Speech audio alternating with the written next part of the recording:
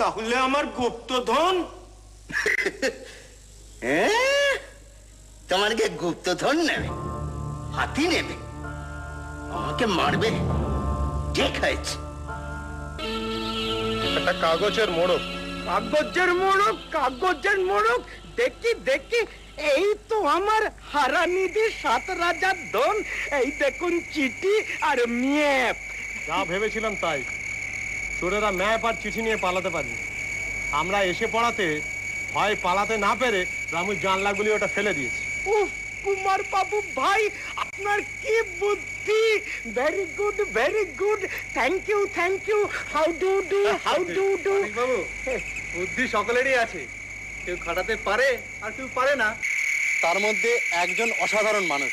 অসাধারণ লোক মানে সাধারণ নয়। এ আবার কেমন হেয়ালি? ডাক্তার দিকে তাকিয়ে দেখুন।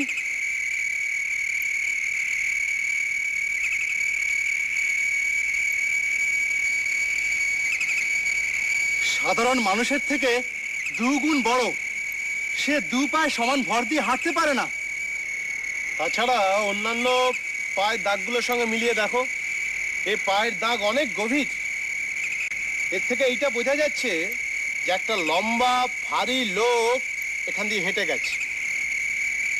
ও বাবা, এক একটা দাগ যেন এক একটা গর্ত।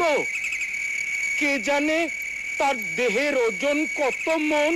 সেই জন্যে ছাতে পায়ের শব্দ শুনে মনে হচ্ছিল একটা মত্ত হাতি ছাতময় ঘুরে বেড়াচ্ছে।